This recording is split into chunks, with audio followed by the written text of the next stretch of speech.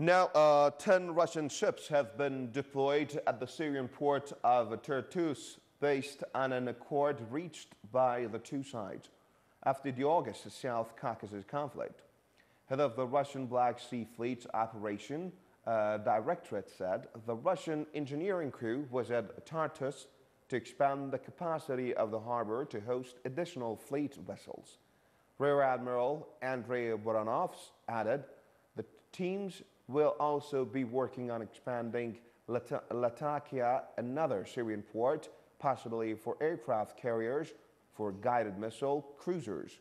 On September 12th, nearly 1 month after the South Caucasus conflict broke out, Russia and Syria reached an agreement that would provide Moscow with a long-term base rights at Syrian ports. Now on the line, we have Professor Scott Lucas, professor of the American Studies at the University of Birmingham. Sir, welcome to our program. Assalamu alaikum. Thank you very much. Sir, we have almost 3 questions I would ask you. Sure. As you know, 10 Russian warships will be in the Mediterranean Sea. Is this a signal for the United States that Russia will be more active in the Middle East?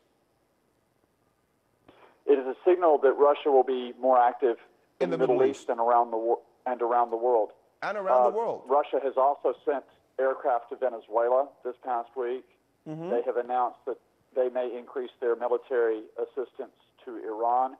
But in the Middle East specifically, yes, Russia has been looking for quite a while to re-enter the Middle East independently, as it were, and the crisis over the Caucasus last month has provided an excuse for Russia to expand this activity. Well, sir, that seems to be a response to U.S. subversive move in the Caucasus against Russian interests, doesn't it? Yes, because what Russia is saying, if you were going to try to limit us by putting NATO on our borders, say by trying to bring NATO into Georgia and Ukraine, we will show that we have power elsewhere. So we will look, for example, in the Middle East, where I think the United States has been, let us say the American reputation has been diminished, then Russia will increase its links, say, with Syria. I think you can look to see Russia to take an independent stance on the Israel-Palestine conflict. I also would not rule out Russia, for example, exerting its influence on the energy markets to, say, for example, maneuver with OPEC and with Saudi Arabia. So the U.S. seems somehow scared. I think the U.S. has made a mistake in that it has put an emphasis on military power over the last 7 years and military capabilities. And what the U.S. has ignored is that countries can use non-military influence. They can use economic influence or energy resources or even diplomatic maneuvers to counter the Americans.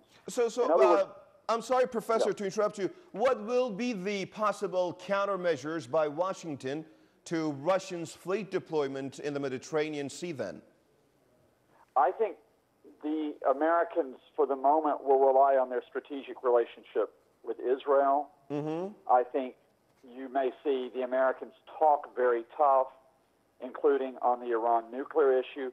But given that Washington is in the middle of a presidential campaign right now, and given that it is effectively tied down in Iraq and Afghanistan, I think there will be little that the Americans can do directly to respond to the Russians. Well, thank you so much, Professor Scott Lucas. Thank you, and Hoda Hafiz. Hoda Hafiz. Thank you so much. That was Professor Scott Lucas, the professor of the American Studies at the University of Birmingham.